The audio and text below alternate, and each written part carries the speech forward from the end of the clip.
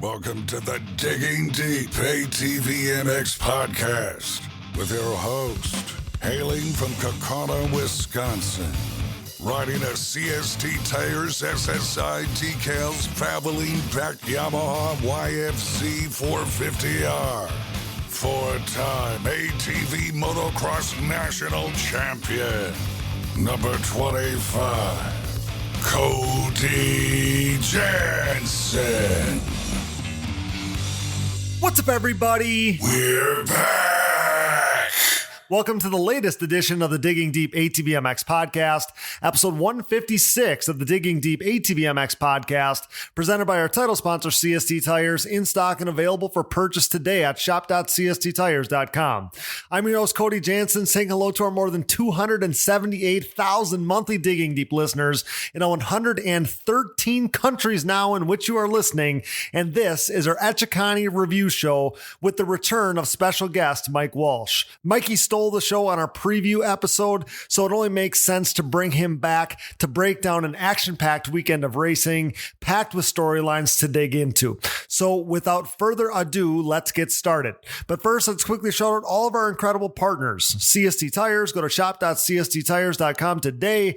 Yamaha, thanks to Blue Crew. Thanks to SSI Decals, Valvoline, DID Racing Chain, Launderville Steel Enterprises and Concrete Supply, DP Brakes, Impact Solutions, Ultimate Poly Products, UPP Racing, our choice when it comes to case savers, chain sliders, intake manifolds, and more. Use discount code DIGGINGDEEP15 at uppracing.com and Manscaped. Get 20% off and free shipping with code DIGGINGDEEP20 at manscaped.com. Whether it's the Lawnmower 5.0 Ultra, the GOAT of electric razor trimmers, my personal favorite, the Beard Hedger Pro Kit from Manscaped, or the best nose hair trimmer ever created, the Weed Whacker 2.0, get 20% off and free shipping with code DIGGINGDEEP20 at manscaped.com.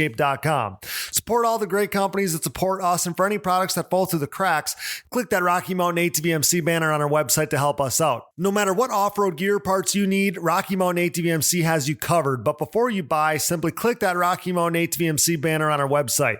By using our specific link, we get a percentage of what you buy on the back end, enabling you to help us out while purchasing the parts you need anyway. And did you know you can buy OEM parts from Rocky Mountain ATVMC as well? Yep, shipped conveniently right to your door, just like I did for my YFZ 450R this week. So click that Rocky Mountain ATVMC banner at diggingdeepatvmx.com to help us out while satisfying all your gear and parts needs. No new donors to shout out this week, but if you are interested in donating and hearing your name on the show, you can find the Patreon or Buy Me a Coffee donation links on our website. Major thanks to all who have donated, of course. Now, if you can't donate, but you still want to help us out, you can leave us a rating or a review on iTunes and Spotify, because that helps us out a bunch too. Now, it's showtime. The 30-second board is up, it's sideways, and the gate is down. Time to dig deep. Let's go! All right, guys, back here at the Digging Deep ATVMX Podcast for another race review show. And this is going to be a fun one, not only because Echeconnee gave us all kinds of action and events to talk about, but also because we're joined by a legend once again, brought to you by Yamaha and their race-winning YFZ 450R. It's my honor to welcome Walsh Racecraft's Mike Walsh back to the Digging Deep ATVMX Podcast. Mike, thanks so much for joining me again, pal. We said we had to get you back on here after the races there at Echeconnee. Only made sense. And thanks for making a little time for me. Absolutely. I'm ready to go.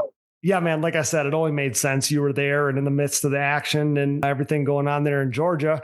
And it seemed like, man, like from afar, it looked like the weather was perfect. Looks like the track was pretty perfect, at least on Saturday. So give us the lowdown. How'd it look?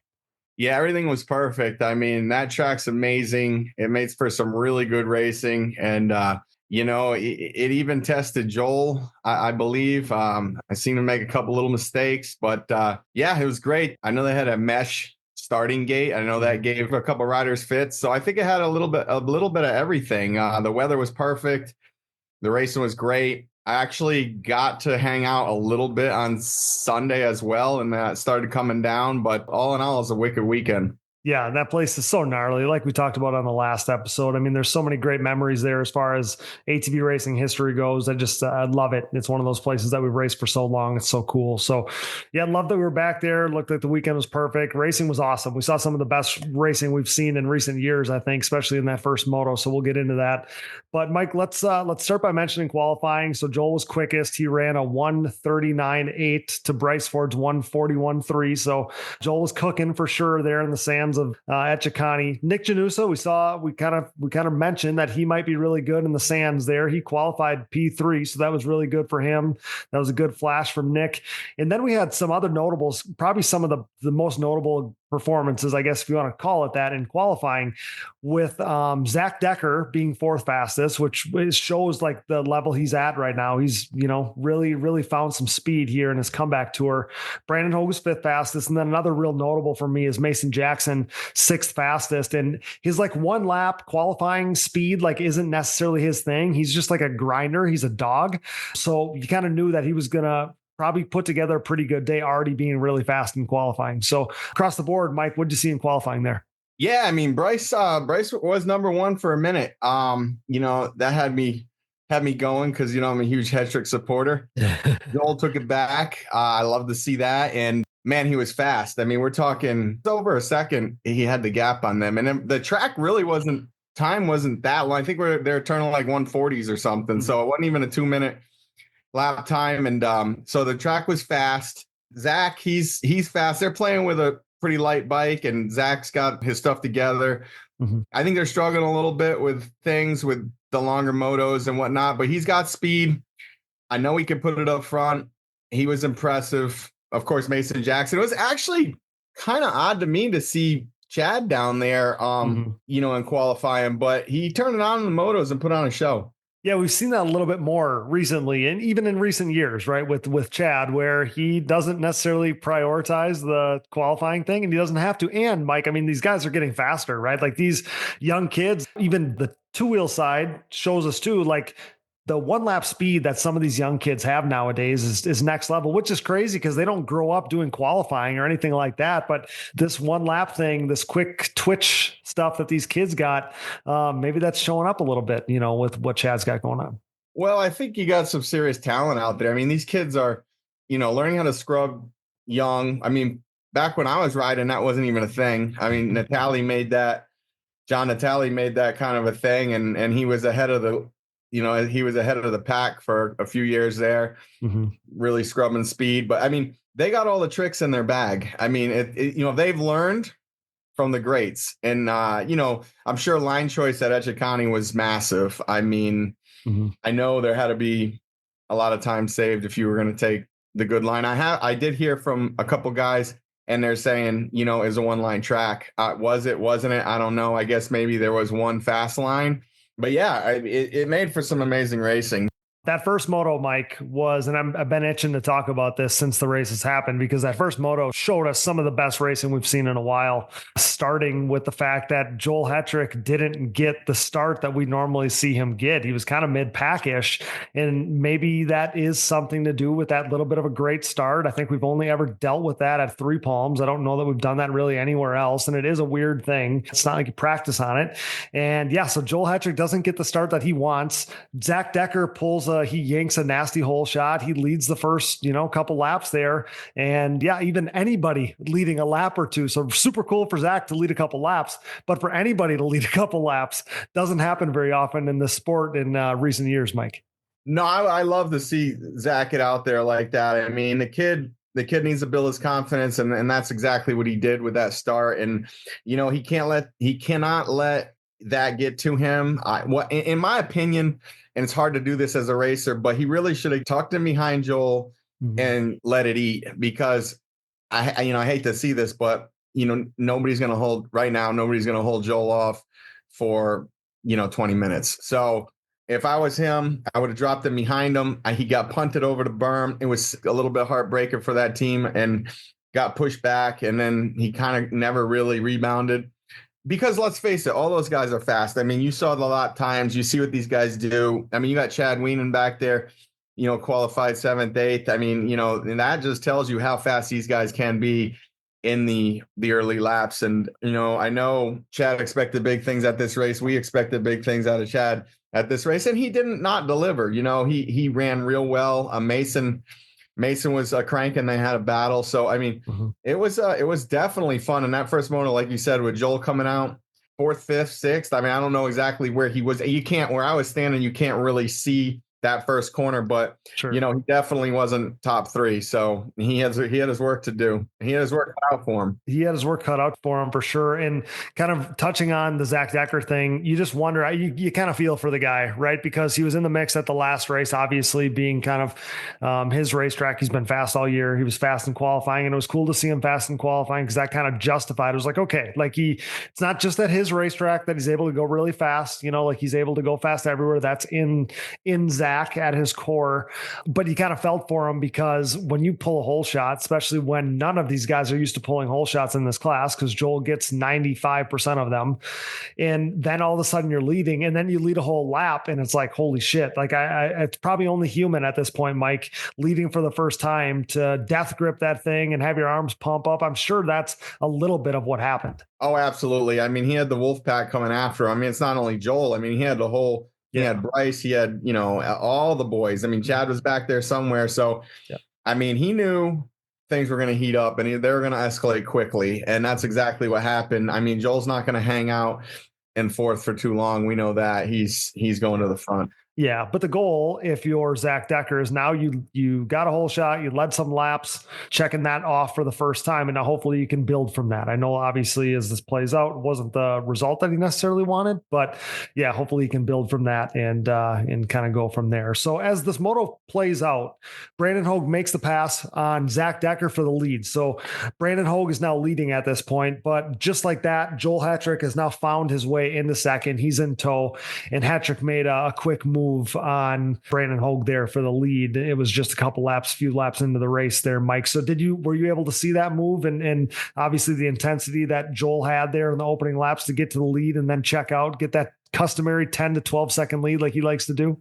Yeah. He didn't waste time. He was on the gas. Brandon, I speak highly of Brandon. He's super fast, but he just didn't have the speed, in my opinion, that I expected him to have. And I think he was really amazed that he actually found his way on the box, but he did what he had to do. Joel made the pass. He didn't hang around long. He pulled out and in that first moto. So, I mean, I don't know what the gap was. I mean, 13 seconds or something at the end maybe, but you got to realize he didn't lead that whole moto. He had his work cut out for him. So we're used to Joel getting the whole shot and checking out early. And he didn't do that this time. I mean, he did and he didn't. He didn't get the start. So, but he still checked out early once he got into the lead. Right. He still, the result was still the same, but he had to slice through the pack there and slice through the fastest guys at the front of this pack early in this race. So another guy that was really turning heads early was Jeffrey Rastrelli. He was rolling at one point early in this race, and through the middle part of this race, he moved his way into second after passing Brandon Hogue. And there was more jostling going on at this point in the race, kind of that midway point. There was still all kinds of movement, which isn't necessarily the case in a lot of these races. Everybody kind of finds their space and then exists in it, but that wasn't happening in this one, and that's what made it so fun. So Jeffrey moves into second. Hogue is now third. Bryce Ford then makes his move into the top five, and very quickly, Bryce Ford moved from fifth to fourth to third to second, Mike, and that was another guy that was really on the move. He was really good at this race last year, and Bryce really showed me something. I mean, he's been showing me impressive feats at each one of these races, but the sand race is different, and to come through the pack like that on a track that some people were calling one line, I was impressed by that yet again with Bryce Ford. Yeah, I mean, Bryce Ford has solidified himself as the number two man, and I don't think he's going to relinquish that. He's driven, he's focused, he has the people behind him, and he's doing what it takes to really establish dominance. I mean, let's get back to the Rastrelli thing. I don't know why, but he is impressing me this year. I don't know why I say I don't know why. I just he's late in his career. He's had a child. He has a wife. I know he has good family support. I know he has a good people behind him. But man, he, like you said, man, he was rolling, and I didn't expect it to last all race. But man, even a lap, even 2 laps. I mean, with those guys, and I know he's I don't know, but I don't think he's putting in what he was putting in 3 or 4 years ago. But you can tell that maturity level. The guy knows what he's doing behind the bars. Guy knows what he's doing. He's good on these conditions, right? He's a Florida boy, so he's good in the sand. I mean, at this point, right? Like, okay, so you said Bryce Ford is the clear number 2 guy. Well, at least last year, and maybe through the start of this year, because he's podiumed at every race, or other than the first one, he's on back-to-back podiums. But Brandon Hogue is probably the clear P3 guy right now. And at least, Chad's in the mix, but he's coming off a 6th and a 7th at the end of this day. So Brandon Hogue, 3rd last year in the points, now 3-3 in the last 2 races. And I mean, Jeffrey Rastrelli, drove right around him in that first moto. So like kind of what you're saying, it was really impressive to see him do that on a track that's so rough and so gnarly. And like you said, he's kind of a working man now, maybe not doing all of this full on racing thing like he was at one time. So that was really impressive. So Bryce Ford now has the P2 spot going, and he's kind of solidifying himself in this moto as the clear second guy. So that means that 3rd through 6th place battle in that first moto between Jeffrey Rastrelli, Brandon Hogue, Mason Jackson, and Chad Wienen was like raging, right? And at this point, it was fun to watch because we talked about how Chad was going to be really good in this at this race. We thought he wasn't great in qualifying. He didn't get a great hole shot in that first moto, but now you look with 3, 4, 5 laps left in this race, and Chad Wienen was the 2nd fastest rider on the racetrack behind Joel Hetrick, and that was really fun to see, Mike. Yeah, that was awesome. That's all of that experience and those long legs and his setup. That's what you're seeing there. I mean, the guy's got no quit in him. He's building his confidence back up. He's doing what he has to do. I mean, it's Chad Wienen, right? I mean, right. He didn't get the start. But he still is Chad Wienen, and that's like a lion. It's like a lion out there, man. This guy is going to find his way on the box. I talked to Chad, after the race, and he's pretty upset with this season about not finding his way on the box, not being where he wants to be. So he knows where he wants to be. He knows where he should be. And I'm not going to count him out. He's gonna get there. No, 100%. I have no doubt in my mind he's going to get there. I think, this day was a day where we saw kind of weird things happen again for Chad Wienen, which is very, very, very uncharacteristic. It's something we talked about in previous episodes with Billy Cottage too. But I think he's probably just working it all out of his system right now, because we went 10 years or 12 years or more of never seeing anything like this, 15 basically. And he's just getting it out of his system right now, I would think. And we're not going to see some of this weird stuff happen as the season plays out. So the way that we saw this battle play out then, so Hogue passed Rastrelli, that was for 3rd. Hogue would hold on to that number 3 spot. And then late in this race, the battle everybody was watching was how many places was Chad Wienen going to pass? How many guys was he going to get here? And Wienen got by Jackson with 2 laps to go. And then on the white flag lap, about a half lap to go, he made the pass on Jeffrey Rastrelli for that number 4 spot. And that set him up for a potential podium as this day unfolds. And that was really fun to see. He was strong. I mean, at 40 plus years old, right, Mike? He was pretty much the strongest guy on the racetrack, with maybe the exception of Joel Hetrick. He was the strongest guy on the racetrack, just like you said, all the muscle memory, the body type, the setup, all those things that he thrived on for so many years now.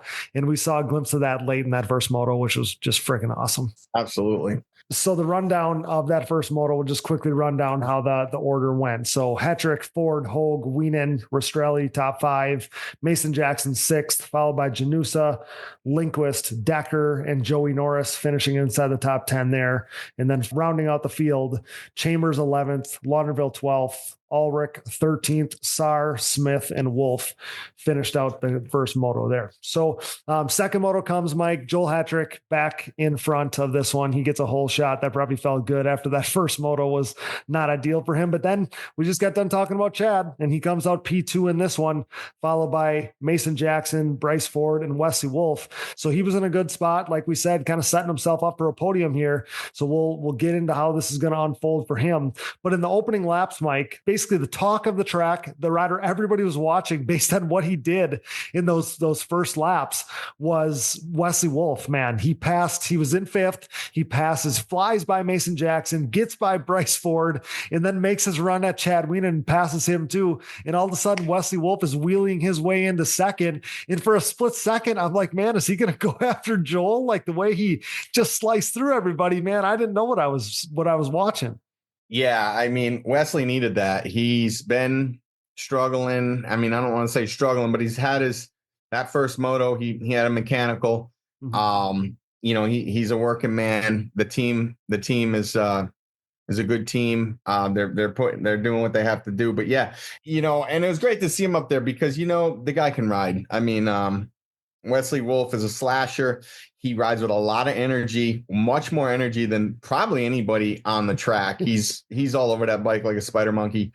And he's doing what he had to do. And it was great to see.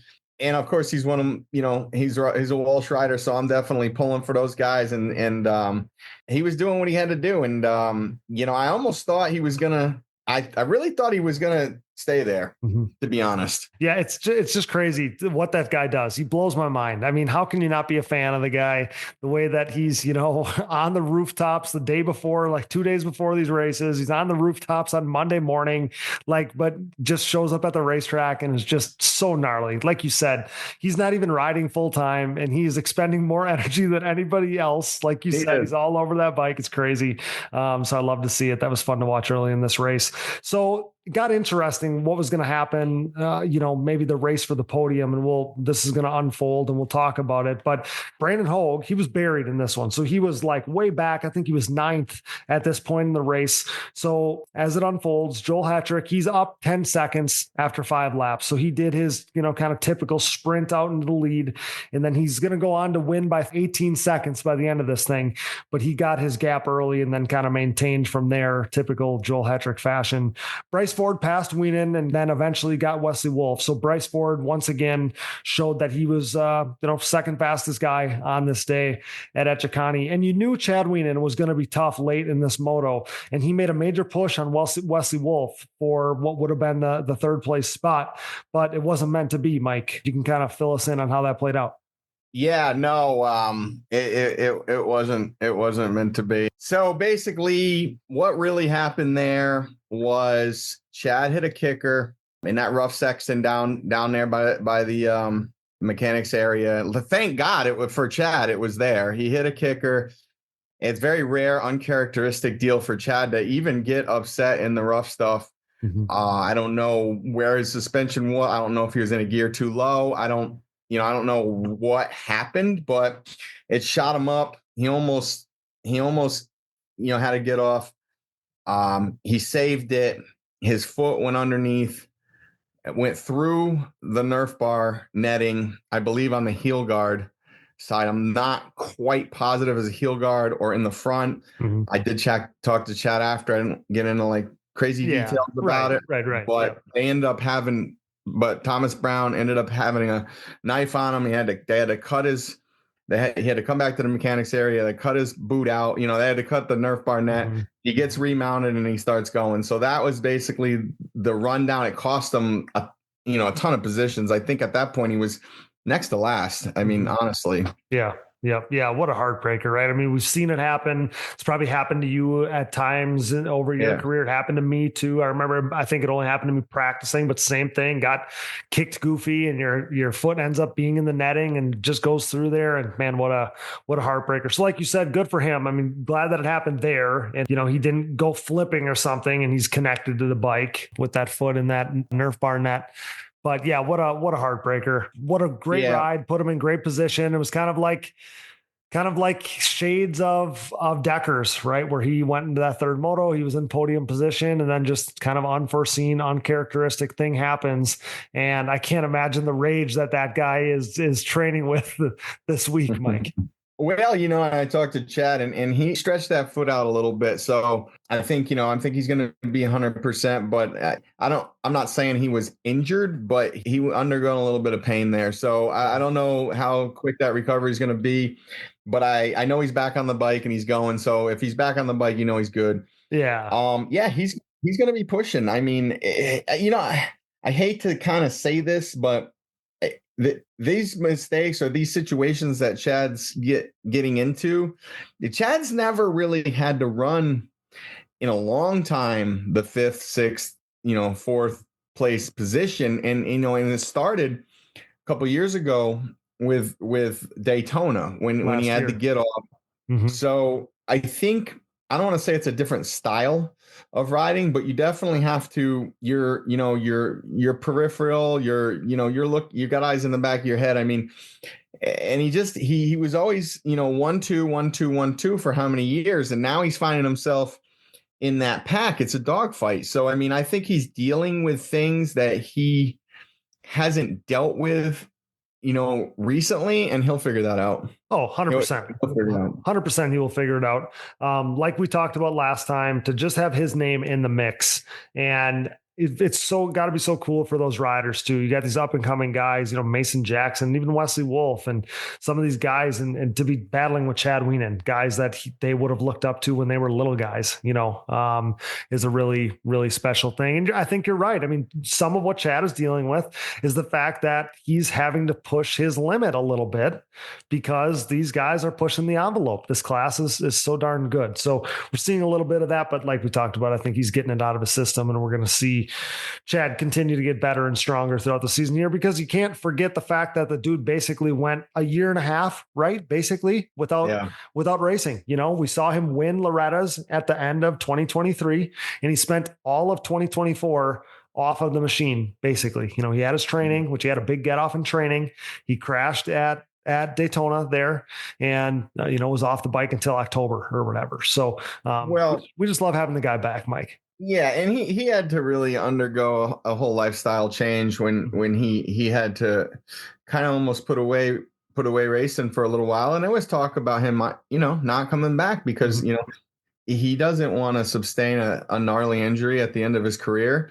The only reason he's back is because he isn't going to go out that way. He knew he had more in the tank, and he's doing what he has to do. But you touched on a point where he's having to push to run these speeds that he never had to push like that to run that speed. He would always be 1-2. So that field has tightened up, and I mean, rightfully so. I mean, Chad's 40. He's been off the bike, like you said, a year and a half. I mean, let's be honest. These guys are flying. Yep. The class is continuously getting faster. There's no doubt about it.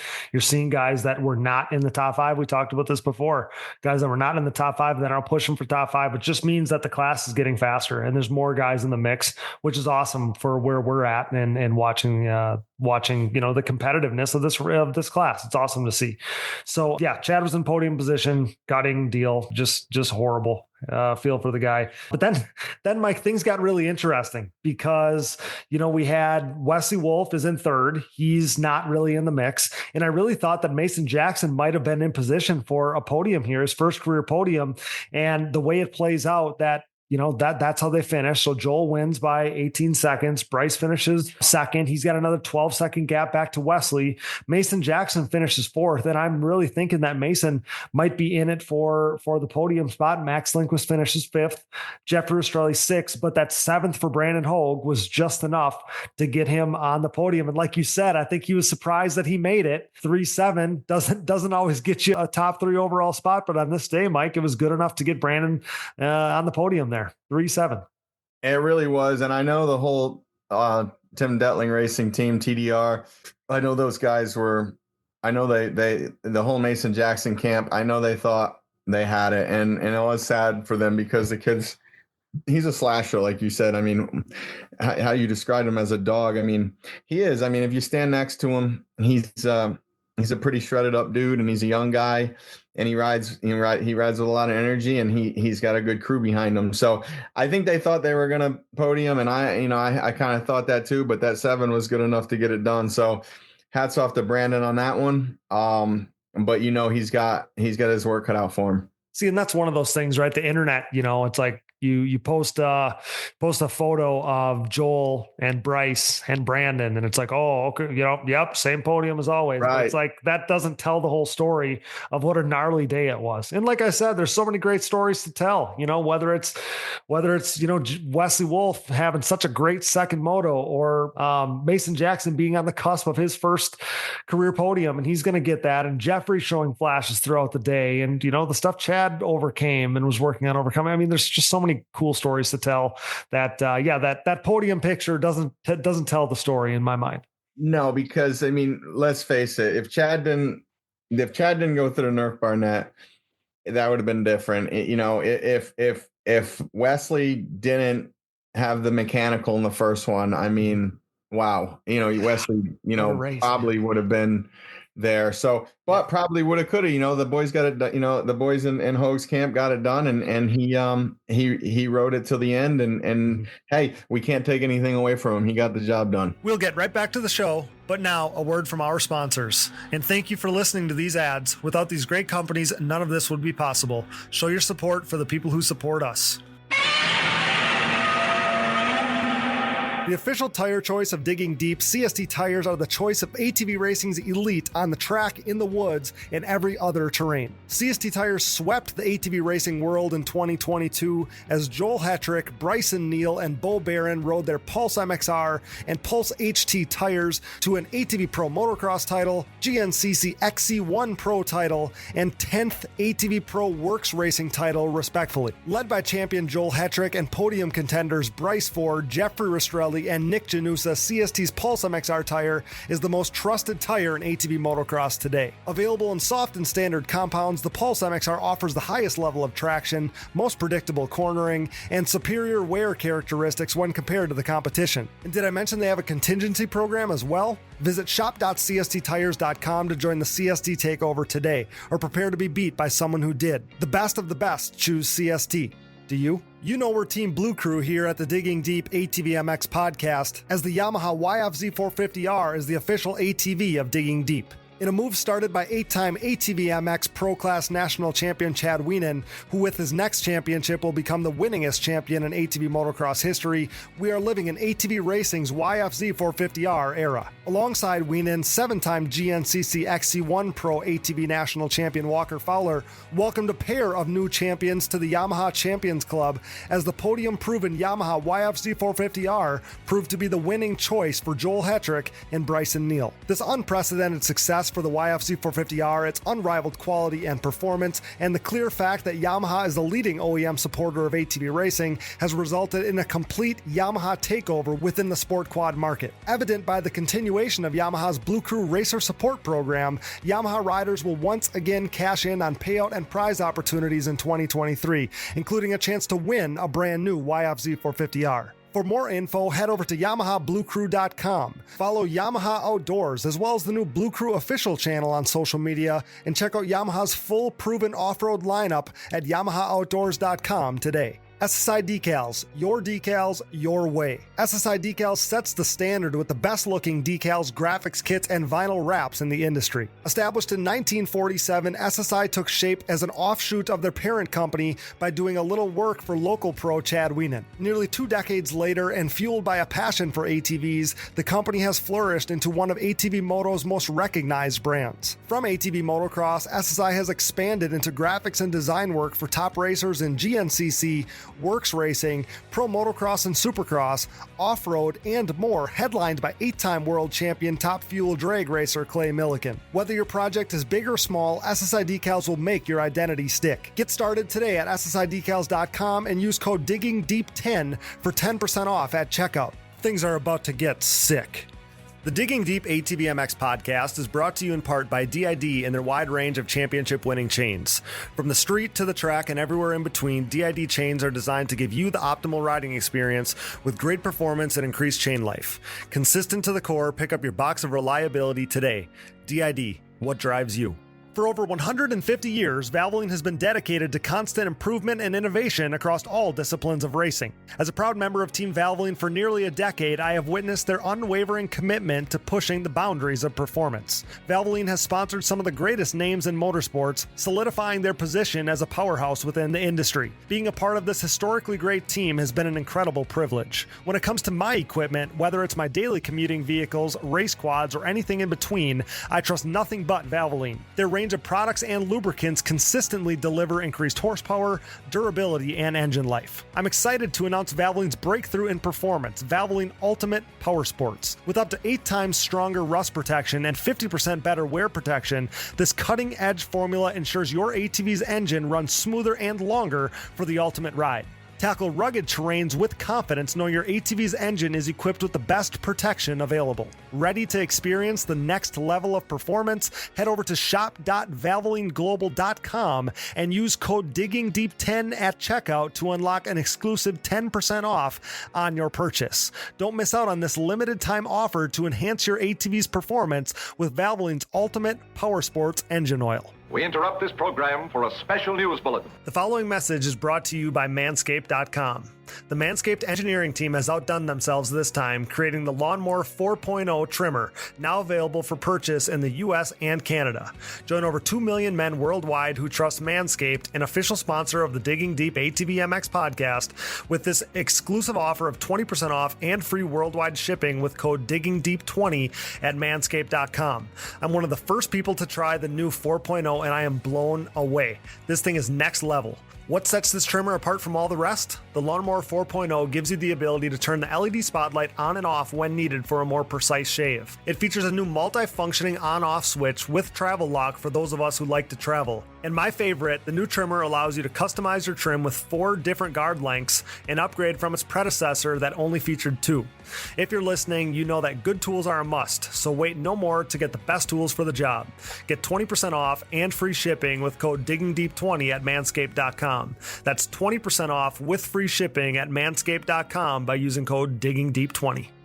Hey everyone, this is Larry Mills, president of DP Brakes North America and proud partner of the Digging Deep ATVMX Podcast. We at DP Brakes are a longtime supporter of ATV racing and the world leader in sintered brake technology, dominating the ATV world for decades by supporting the best four-wheeled racers on the planet. This year's lineup includes Jeff Rastrelli, Mark Baldwin and Baldwin Motorsports, Ford Brothers Racing, Nick Janusa, and many more, including Mr. Digging Deep himself, Cody Jansen, plus all the top 17 GNCC pros such as 7-time champion Walker Fowler, Bryson Neal, Hunter Hart, Cole Richardson, Jared McClure, Adam McGill, and previous champion Chris Borich. These top riders continue to appreciate the high performance and impressive durability that their DP brakes have to offer, products that ultimately help place them on top of the podium week after week. DP brakes are available through www.dp-brakes.com, or you can purchase them through your local Parts Unlimited stocking dealer, or you can even message us, myself, Larry Mills, or DP Brakes on Instagram or Facebook. And if you have any questions about product or sponsorship support, please ask us. We are waiting for you. Join the best ATV riders in the world equipped with DP brakes, and have a great year, everyone. Headlined by their 4130 Chromoly, Launderville Steel and Concrete Supply is a full-service steel supplier of new and surplus steel, aluminum, and stainless steel products. This racing family-owned full metal service center and concrete product supplier comes with over 30 years of experience serving the entire United States from their central Midwest location. As the #1 choice for nationwide shipments and with available next-day delivery in select areas, LSE has you covered near or far. 4130 is not just the chromoly tubing and plate used in the building of chassis for an array of motorsports applications, but it is also the name of the newest addition to the pro paddock with riders Jaden JJ Launderville and Max Lindquist, introducing the new 4130 Motorsports team. Launderville Steel offers a large selection of material for any project, including their concrete division that can supply everything you need to complete your next business or personal project. For a quote or more info, visit laundervillesteel.com today or give them a call at 715-675-6193. That's 715-675-6193. With the desire to keep you in the race, Ultimate Poly Products offers the Ultimate Protection Collection of case savers, chain sliders, intake manifolds, and more. Founded on quality in 1998, this family-owned and operated business produces products created by racers for racers. These industry-leading products are proudly made and manufactured in the USA, with their case savers being made of the highest quality American-made polyurethane on the market and designed to completely conform to your engine case to help prevent case damage from a thrown chain, because no one wants to be a spectator on race day. Join top pro riders like Bryson Neal, Walker Fowler, John Glotta Jr., Adam McGill, Cole Richardson, and more by using UPP Racing products. Use discount code DIGGINGDEEP15 at uppracing.com to save on your next order.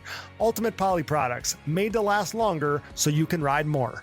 Thanks for listening, and remember to support our partners. Now back to the show. So Joel goes 1-1 on the day. He's got a 15-point lead over Bryce Ford. Bryce Ford goes 2-2. He's got a 24-point gap over third. Brandon Hogue is third now on the day, third in points.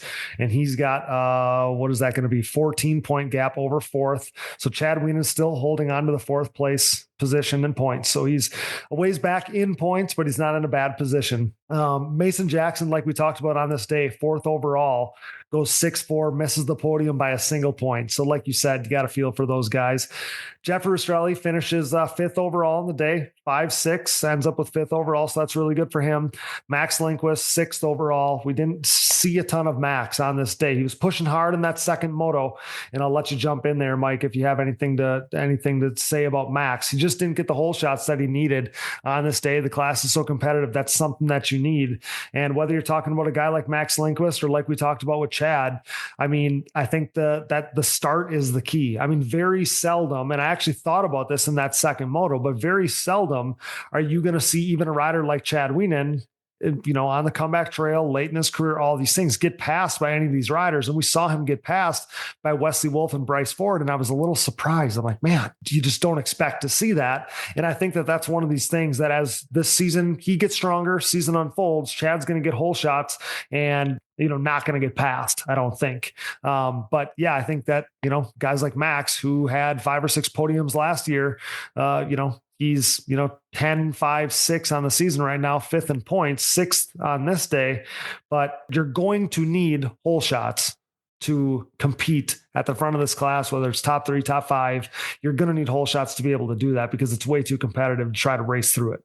Well, all these kids are in shape. Second of all, you can look at qualifying and see how tight their lap times are. So bingo, you got to get a start. I mean, here's the deal. Nick, we haven't talked about Nick, but Nick was number 3 qualifying. I expected big things out of him for this race. I know he had a lot of trouble with that start gate, and he's going to have to figure out those. That's, it's not on anybody but on Nick. He's going to have to figure out these starts, and he can't accept these starts. These starts cannot be accepted by somebody of his rider caliber. And then he and Max kind of ghosted throughout the moto. I mean, they just weren't up there, and they got drowned out by the race that was going on, mid and to the front of the pack. So, I mean, man, I really expect big things out of both those riders. They got a lot of talent, but man, if you don't get those starts, and that's going to start chipping away at your confidence. So we got to get, those boys, if they're going to want to be a name, they're going to have to get themselves out of the gate. I mean, it just is what it is. And I know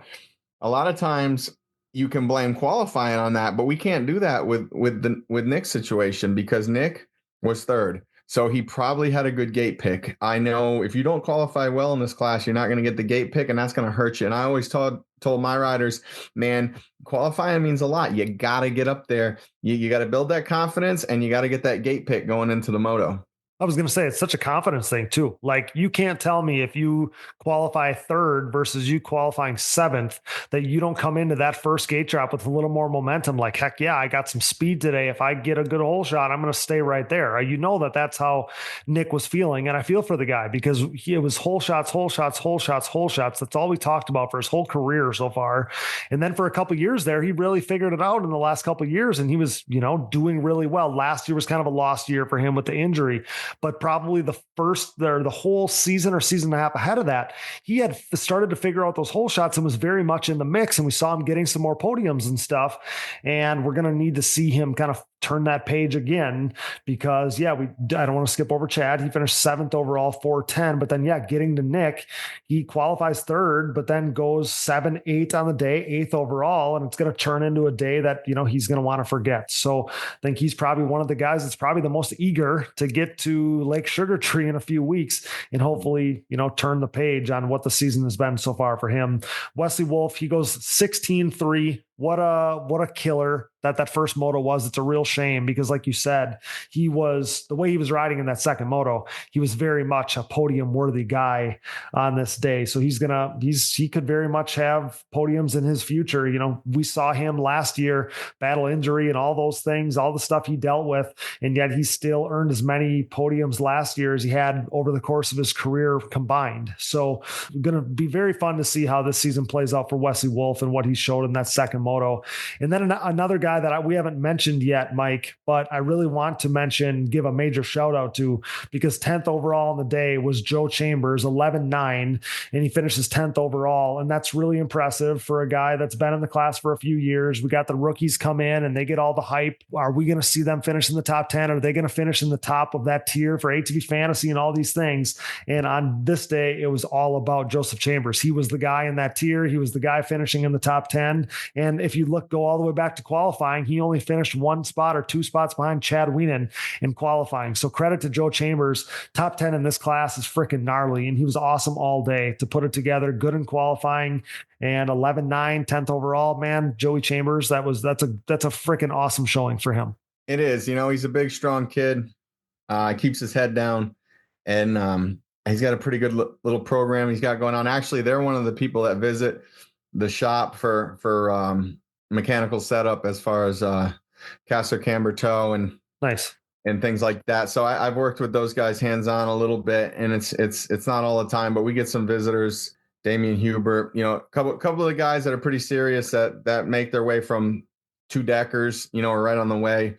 So a lot of times they'll shop in, and Joey and his dad are 2 of those guys that do that. So I was real happy to see him, ride well like that and get those finishes. And he's a big, strong guy, and that's what that track needs. I don't know how much training he's getting in. I don't follow their program that close, but I mean, the guy's got to be in decent shape if he's going to go the time on that track. Yeah. Credit to him, man. There's something to be said about finishing in the top 10 against such a gnarly group of dudes. So when you got Chad Wienen 7th, Nick Janusa 8th, Wesley Wolf 9th, to be Joe Chambers in 10th, man, that's pretty awesome. So finishing out the field here, we're kind of run through these guys. Joey Norris was top finishing rookie on this day, 10-12 for 11th overall. Zach Decker goes 9-13 for 12th overall. Kevin Saar didn't have the day he wanted, 14-11. I know he dealt with some stuff, ended up 13th overall. Adam Ulrich, 13-14 for 14th. Jaden Launderville, forgettable day for him, 12-16 for 15th overall. I know he battled some health stuff. He tweaked his knee, so hopefully he can get that thing healed up and get back as soon as possible. And then Marshall Smith, 16th, going 15-15 for 16th overall on the day. So, Mike, you got anything to add in that last group of guys? The guys from 11th to 16th there? I was able to talk to Launderville and his father, and I had good conversations with those guys. I mean, those guys are in it. They love it. They're doing what it takes. I mean, Jaden, if you've ever stood next to him, he's just massive. He's like a giraffe riding a tricycle, Yeah. So, yeah, he did tweak his knee. I thought it was his hand, his wrist, but it happened to be his knee.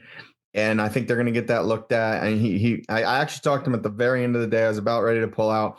I talked to him and then I talked to Chad and I left. But yeah, so they're eager to get back on the track. I don't know how bad the injury is, but he did roll quite a few laps in that second moto. So hopefully he gets up and going. And gets his stuff back together, because he is definitely a quick dude. I mean, I didn't touch on Joey Norris. Definitely a strong competitor. I know he did well in the classes on Sunday, but he's a very fast dude, and he's flashy, and you're seeing him up there in the single digit placements. So you're gonna see more of that dude for sure. Yeah, he's on a roll. Touching on JJ, I believe.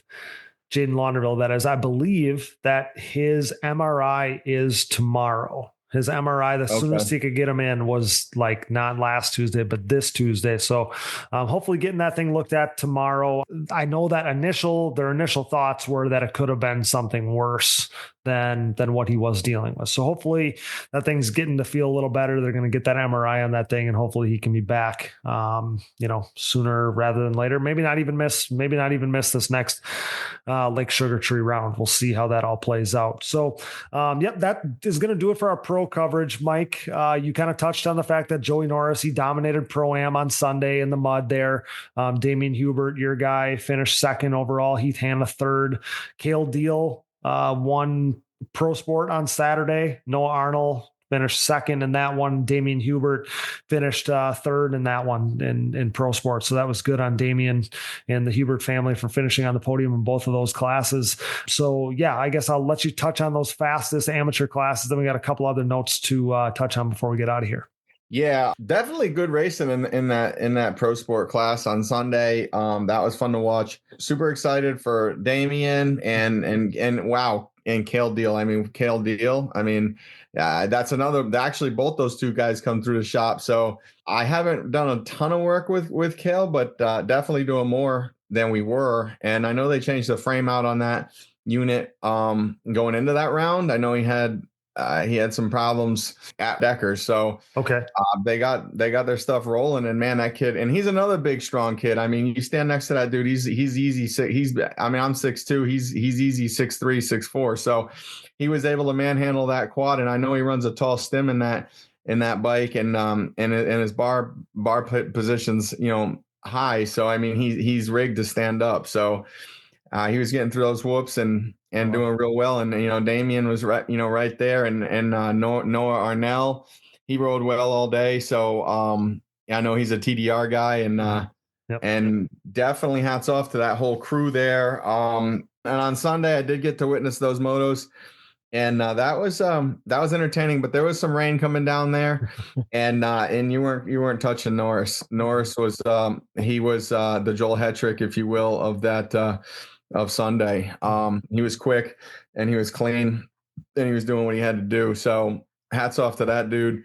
Definitely impressing me the last 2 years I've seen him ride. I never really knew him. I still don't really know him personally, but I do keep my eye on him, and he's fun to watch. Yeah, he's a heck of a rider. And yeah, kind of talking about those top amateur classes is pretty good showing for all the Florida boys, Mike, with, Hubert and Deal doing really well in those classes. So that was fun to see. But Mike, we've been talking for almost 45 minutes now, and we got to get to this Emma Ray thing, because man, she's the real deal. Not that I doubted it. I didn't doubt it, but man, I was crazy impressed even before that first WMX moto, for her to race up kind of through the top five and into second there in 450A in her first moto. She's going to go 2.5 for third overall in 450A, which is crazy impressive. And then she ends up going 1-1 in the WMX class. And, we know, Kinsey put up a hell of a fight. I was actually very impressed with the way Kinsey fought in that first moto. Ends up going for a ride there in the last lap. She was going for it. But yeah, man, Emma Ray comes to the States, and at the first race, she wins both those motos in WMX, finishes in the top 3 in 450A. And man, that was pretty impressive to see. Yeah, and I think in the men's class, the 450A, I think they were both right up there for a minute. Hey. Yep, they were. And I think we kind of got a glimpse into, like, I was like, holy shit. Like, I don't know how this is going to go, because I think Kinsey was leading Emma. Okay. Yeah. Emma passed her and, passed a couple more riders to get up into that second place spot in that moto. So that's why I was like, oh boy, like, what are we going to see here? And then, like I said, and maybe that's what sparked me to say that, was to then see Kinsey, kind of step up to the plate to fight for this thing. And like I said, she was going for it on that last lap and ended up taking a pretty nasty tumble, pretty nasty crash, took her out of the running on this day, didn't end up racing the second moto. But yeah, Emma Ray's for real. And dude, that's going to be like one of the classes to watch this season, if this is how it's going to play out. Yeah, I know she sustained an injury, or I know that she had to get looked at, and she didn't hit up that second moto. But I got a chance to talk to Emma and David and their crew, and they're in a really good headspace right now. And I know Emma was fighting the bike a little bit in qualifying, and the rear shock.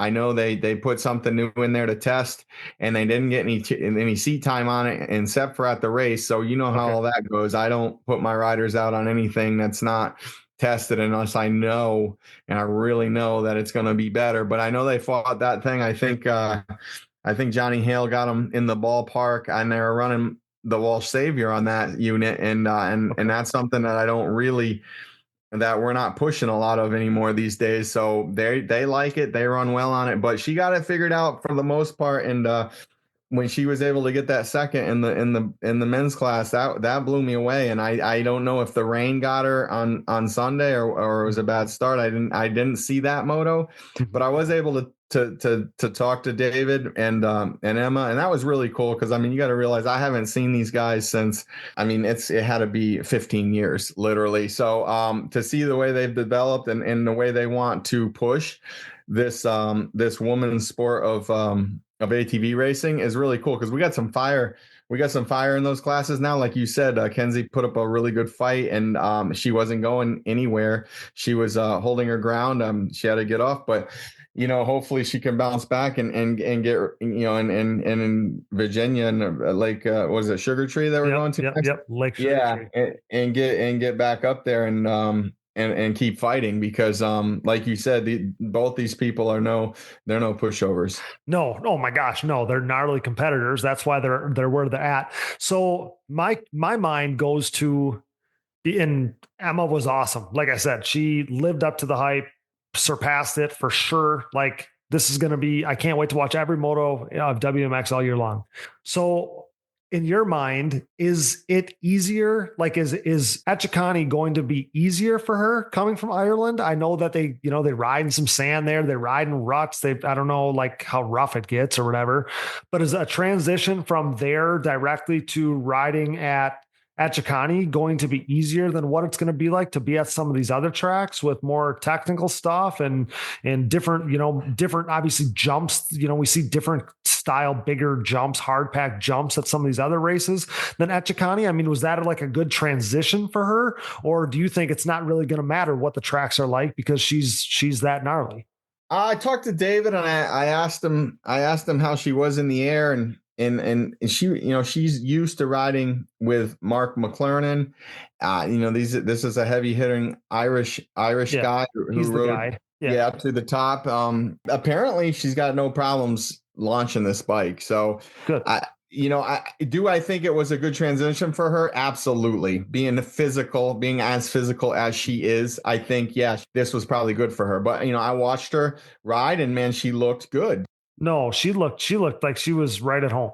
She really did. And that's good because I know she probably had a lot of pressure on her, but I think she's used to it. I mean, this is a girl that competes at a very high level with this CrossFit stuff. So she's probably, and I asked her, I said, what's the reality of this CrossFit stuff? I mean, what is this? I don't study it. I don't know. Mm-hmm. She said that she got up to 12th in the world. She was the 12th fittest, if you will, female, and in all age groups. This is pro women, so she was 12, and I know she won, like we talked about before, Florida. So she's used to big competitions, and like you said, she lived up to the hype. So good for her, good for her team, and let's see what they can do on the more hard pack stuff. I think she'll bring the heat. I think she's on a good vehicle. Is it going to be the same results? I mean, we don't know yet. We'll have to see. It's going to be competitive though, which is going to be awesome. Like that's really fun to see. Like I said, that's what any top tier competitor wants, is to be pushed like that. So I love the potential of that. And you're exactly right. Like I said before, I gave her a ton of credit coming in. The fact that she was coming to, obviously coming across the pond to challenge Kinsey on, U.S. soil, all those things. But then I thought the same thing. I'm like, there is pressure that comes with everybody in Europe, pounding the table that she's going to do this and she's going to do that. And she comes here and, for that weekend, at least in Georgia, she made it happen. So I also thought how cool it is to have a dream, to have a thought, to have a goal, to travel halfway across the world to try to make it happen. And like I said, this is only one race of 8 or whatever the number is. But, on that one weekend at the opener for the amateurs, she made a count and she was the one on top. So that's pretty cool. Like I said, I want to give Kinsey credit for the way that she fought. She won all these races in a row, 45 motos in a row or whatever the number was. And, she didn't go down without a fight. So that's not always the characteristic of, somebody after they won that much. So I give her a lot of credit. And she lined up on Sunday in her class on Sunday. So she was good to go. She'll be good to go. Okay. She'll be good to go at Lake Sugar Tree, and I'm sure she's going to have a chip on her shoulder. And then I also want to give credit to the girls that did finish on the podium. Shelby Cabrando finished second overall. She shouted out Digging Deep on the podium, which was rad. Thanks to her and her family for that. And then Olivia Joyner finished third overall, I believe, in the WMX class. So now is the second place finisher, is that her number 55? Yeah, because she loves Doug Gust. Okay, so I think she runs my components. I was watching that. Yep. And so I don't know the family, but definitely cool. And that's one thing I did. I just want to touch real quick on the starts with Nick and the pro guys that were, and I thought of Doug, and I remember when Doug, was just blazing fast and stuff. He never started well. He was like a Seabiscuit or something. He's coming from behind. So, but as he got older, you saw the starts come. Mm-hmm. And when he was factory Suzuki, he was starting up front. So maybe we'll see the same thing with Nick and these guys that are in Max and things, and maybe their starts will come. But I did think of that with Doug, because he was never a great starter and he became a great starter. He did. Yeah, you're exactly right. And it was one of those things that if he got a start at the front, you knew he was going to finish there, because he wasn't used to getting a good start. And so that's perfect transition, Mike, because the last thing I wanted to ask you, I did this thing yesterday online or over the weekend where I asked people, who was their favorite rider growing up, right? And we got about 300 answers, and just about a sixth or a fifth of them were Doug Gust. So he was the number one answer for favorite rider growing up, was Doug Gust. Jeremiah was second, and Timmy Farr was third. And kind of clearly, each one of them was clearly in their place. And then below that, there was all kinds of names: the Natalies and Birds and Wimmers and Spaders and Gary and all kinds of cool names. So you probably told us this when we did our first episodes with you, Mike. But who did you look up to the most when you were coming up through the ranks and as a younger guy? No question, Doug Gust. Okay. I'm on the bandwagon. I'm the Doug Gust all the way. Same. The first time I seen him was Muddy Creek, or in real life, and he pulled out a Nielsen Honda van. He pulled out a 250R that had stock A arms on it, and a stock swing arm. And this cat, this cat goes out and does the double thumbs up over the tabletop, wins the thing. And I'm like, this guy is no joke. I used to see him at Southwick with OEM 89 TRX 250R tires and wheels on this thing and winning. And so, Doug Gust dude's a legend. No one will ever replace Doug Gust. Doug Gust. And he's a working man. Doug still comes down to my shop. We golfed. I don't even golf, but he golfs. So I went. I tried to hit the balls around with him a little bit, but nice. And he's married now, and his wife golfs too, and he still rides two wheelers. So we didn't really get to see him at the Legends race like we wanted to, or we wished we could have. I think he arrived late, and I think it was a last minute deal for him. But Doug Gust is, and I'm not taking away from anybody else, but Doug Gust paved the way. A big part in the moto. Of course, you got Donnie Banks, you got Gary Denton, you got all those guys, but there was just something really special about Doug.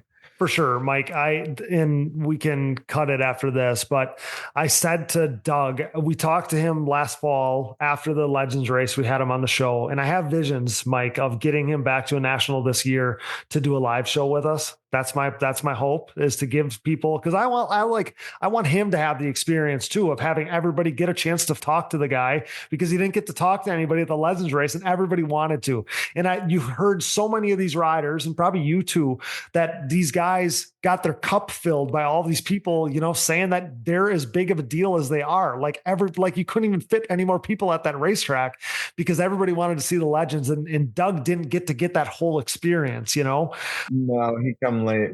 Right. So I want him to get that. So my hope is that we can drag him out to one of these things. But yeah, when last fall, we had him on the show and, he was riding with Chad last fall yet. And, riding, he comes out, he invites Chad down to his track and they ride together and he's on a Yamaha and they're spinning laps together and all these things.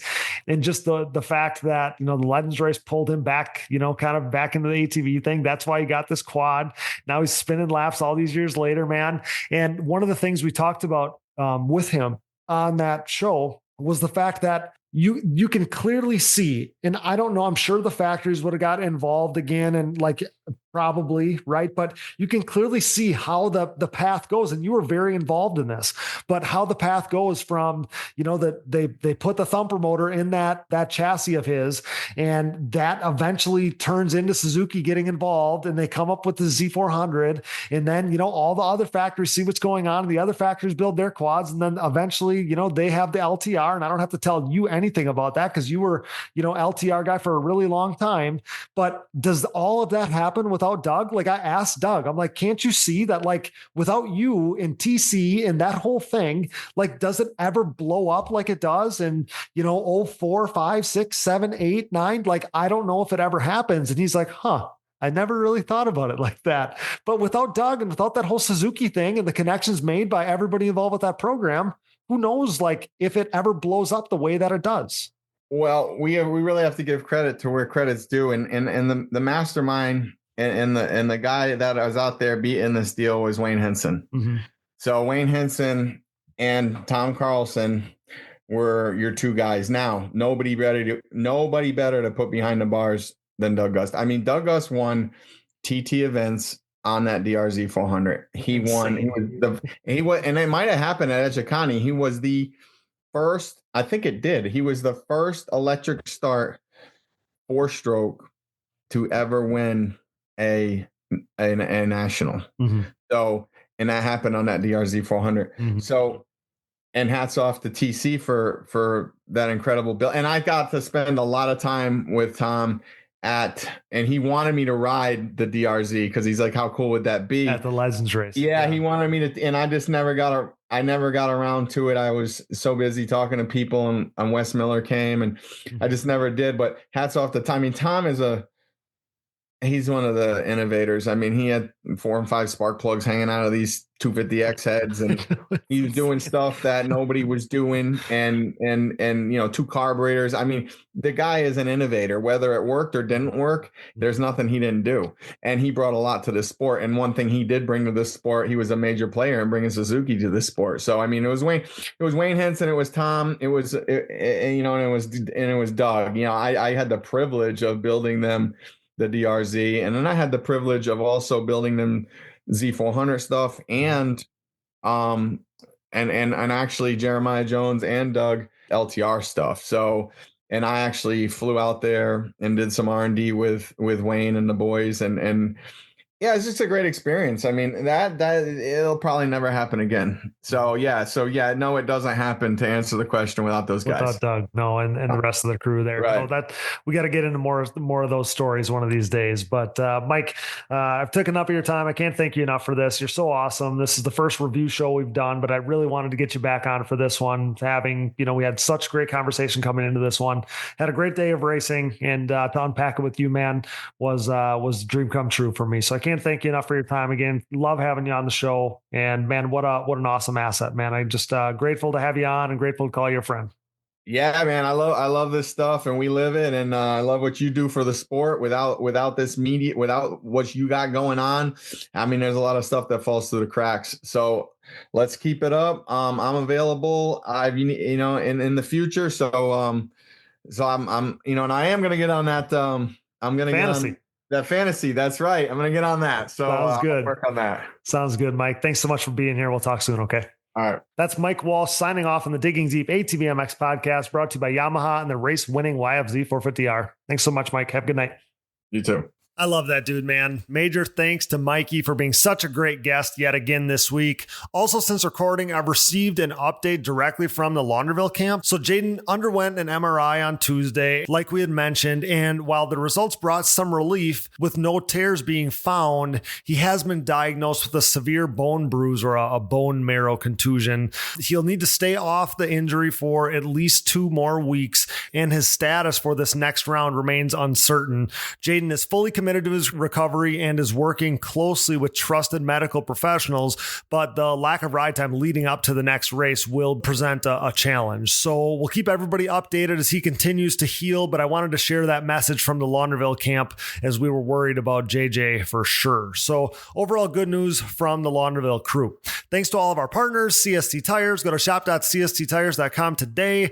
Yamaha, thanks to Blue Crew. Thanks to SSI Decals, Valvoline, DID Racing Chain, Launderville Steel Enterprises and Concrete Supply, DP Brakes, Impact Solutions, Ultimate Poly Products, UPP Racing. Use discount code DiggingDeep15 at uppracing.com, and Manscaped. Get 20% off and free shipping with code DiggingDeep20 at manscaped.com. Support the brands that support our show, and don't forget to use those codes to save.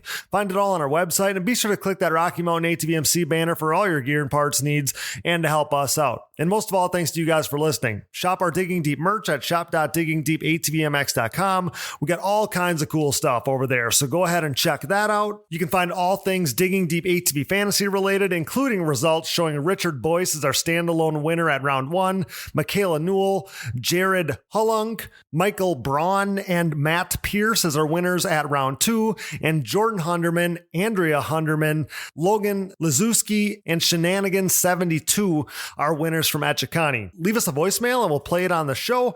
920-569-3519. React to the races, give your predictions for the next race and look like a genius. All the things. You leave us a voicemail, we will leave it at the end of these shows. That number is 920-569-3519. We can't wait to hear from you. If you're looking for another easy way to help support us, visit our website and click the Patreon or Buy Me a Coffee buttons. This allows you to set up a one-time or monthly contribution to support our efforts.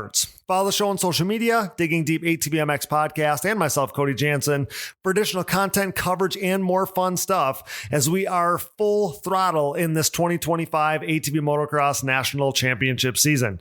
You can find us on Apple Podcasts, Google Podcasts, Amazon Podcasts, Spotify, YouTube, and more. Wherever you find podcasts, you'll find the Digging Deep ATVMX Podcast. All episodes, additional podcast providers, sponsor links, and discount codes, show merchandise, fantasy info, and more can all be found on our website, diggingdeepatvmx.com, so check that out today. Be a friend, tell a friend. Please download, subscribe, rate, review, and share. And with that, for Mike Walsh, Brooke Jansen, Dallas Jansen, and I'm your host, Cody Jansen, thanks for listening to and making us the most listened to podcast in ATV racing, with more than 278,000 downloads last month in 113 total countries. Until next time, thanks for joining us in Digging Deep with the Stars of ATV Motocross.